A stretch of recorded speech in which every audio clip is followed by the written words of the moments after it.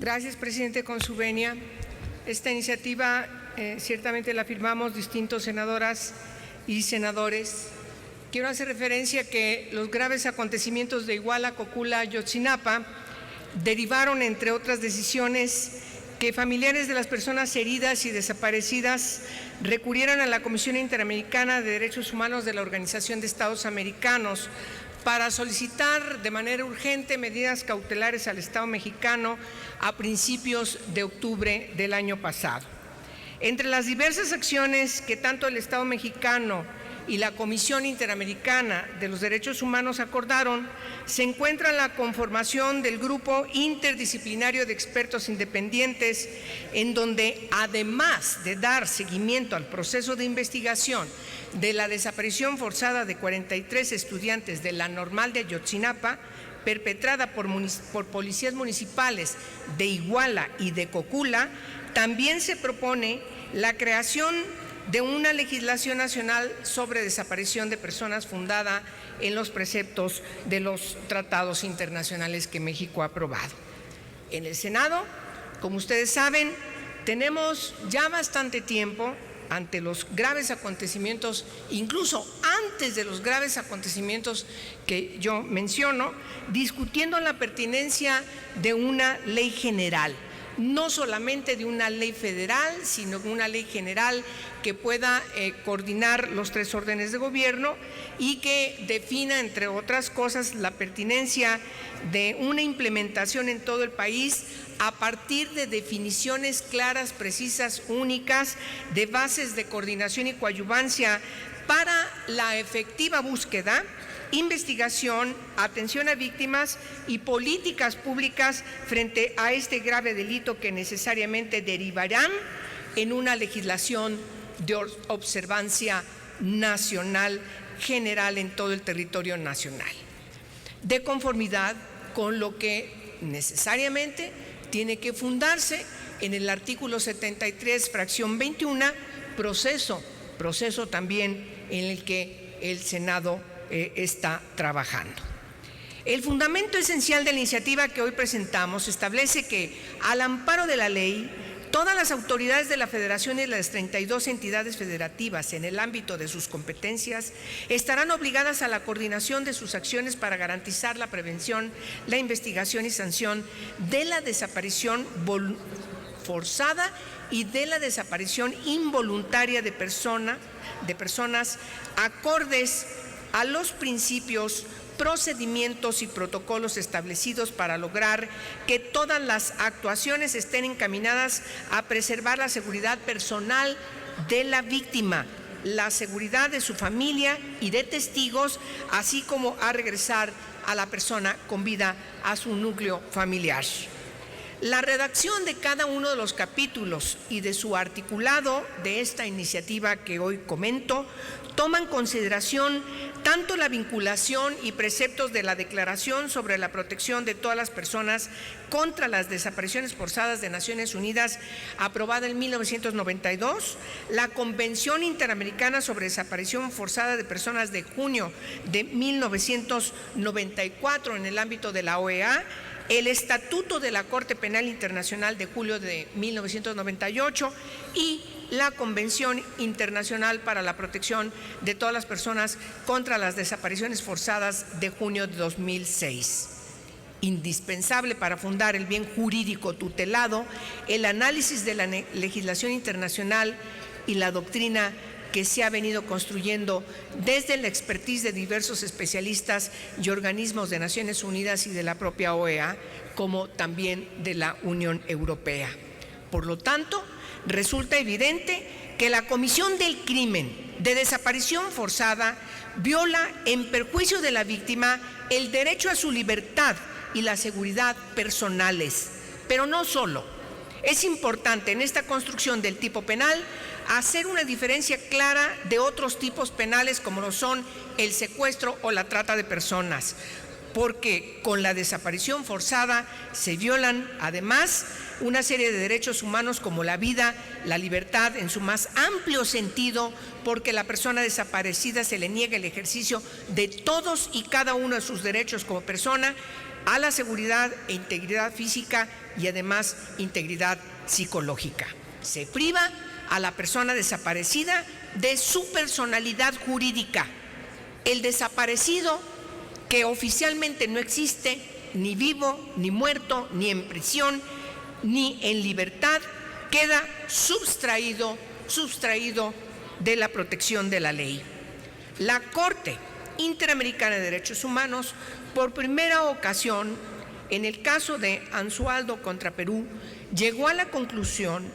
de que en ese caso de desaparición forzada sí se violó el derecho a la personalidad jurídica. Por eso es uno de los elementos importantes que analizamos en esta iniciativa. De tal forma que en el artículo 5 de la misma señala que comete el delito de desaparición forzada de personas el servidor público que con el objeto de sustraer a la víctima del acceso a la justicia realice, ordene, autorice, consienta, tolere, apoye o conozca de la detención o privación de la libertad de una persona y se niegue a reconocer dicha detención o privación de la libertad. Omita dolosamente rendir informe sobre dicha detención o privación de libertad, se niegue a rendir informe sobre dicha detención o privación de libertad, oculte el paradero del sujeto pasivo, se niegue a informar sobre cualquier dato que tenga sobre el hecho o sobre el paradero de la víctima, o dolosamente proporcione información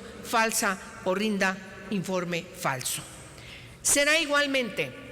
considerado como sujeto activo del delito de desaparición forzada de personas el particular que, aprovechando la autorización, apoyo, tolerancia o aquiescencia de algún servidor público, realice alguna de las conductas descritas anteriormente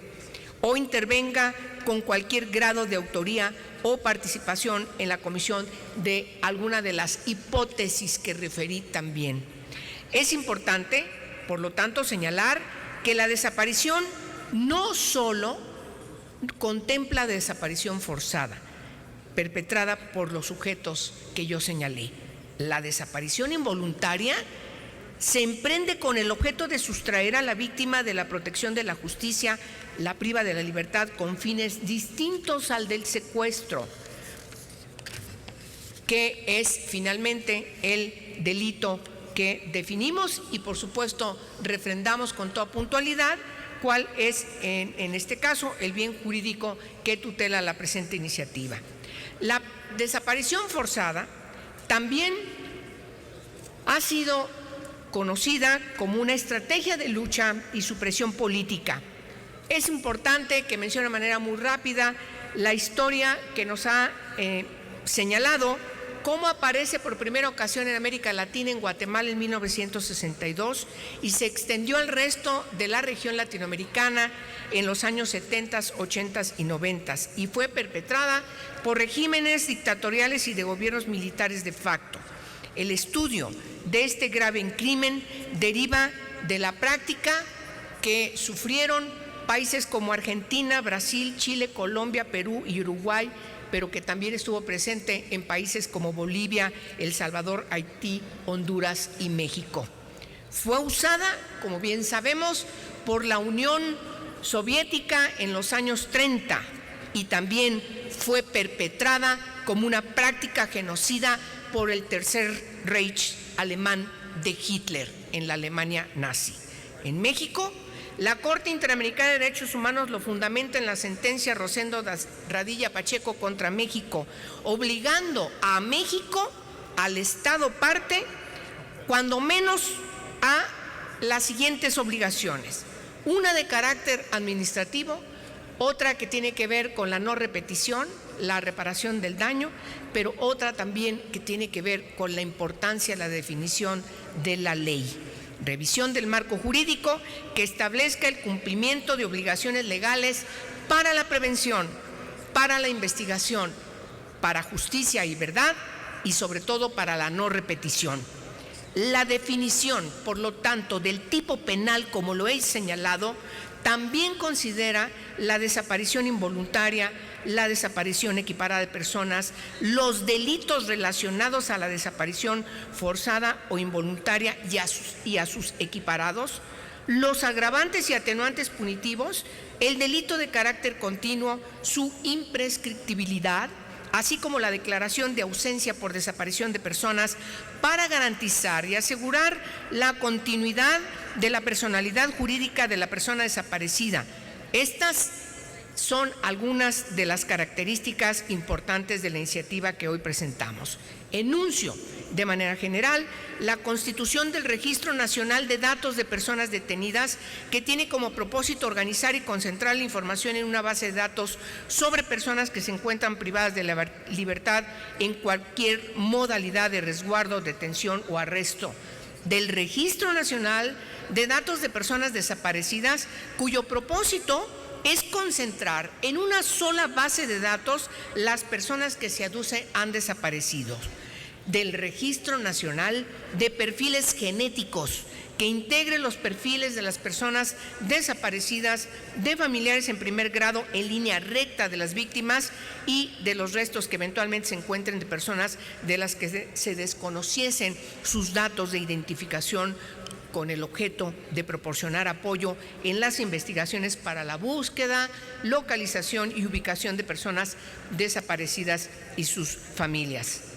Definir los protocolos de búsqueda desde un solo enfoque a nivel nacional o para la declaración de ausencia por desaparición, de la atención a víctimas y la reparación integral del daño son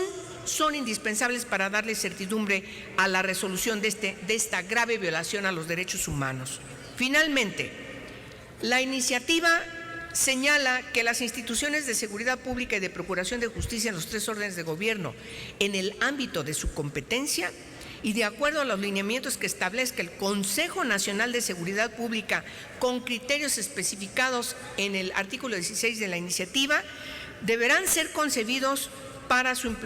implementación en el Programa Nacional de Procuración de Justicia y en el Programa Nacional de Seguridad Pública. Acompaña esta iniciativa las reformas a los artículos 15 y 109 de la Ley de Amparo Reglamentaria, de los artículos 103 y 107 de la Constitución Política de los Estados Unidos Mexicanos. Lo que sigue, señoras y señores, es ponernos de acuerdo en la redacción de la reforma constitucional que fundamente la aprobación de la ley general y con este proceso legislativo atender las recomendaciones que los organismos de Naciones Unidas a través de la Comisión de Derechos Humanos o de las relatorías o de las comisiones encargadas de revisar el cumplimiento de los tratados que hemos aprobado o del examen periódico universal y también de los organismos de la Organización de Estados Americanos que le han hecho al Estado mexicano, podamos cumplir de manera irrestricta. No hay ninguna justificación seria, responsable, genuina que se imponga al reconocimiento de la competencia del Comité contra las Desapariciones Forzadas, creado por la Convención Interamericana para la Protección de todas las personas contra las desapariciones forzadas. En el camino andamos y debemos cumplir debidamente porque ese es el mandato que nos ha dado la ciudadanía. Muchas gracias por su atención. Gracias a usted, senadora. Túrnese.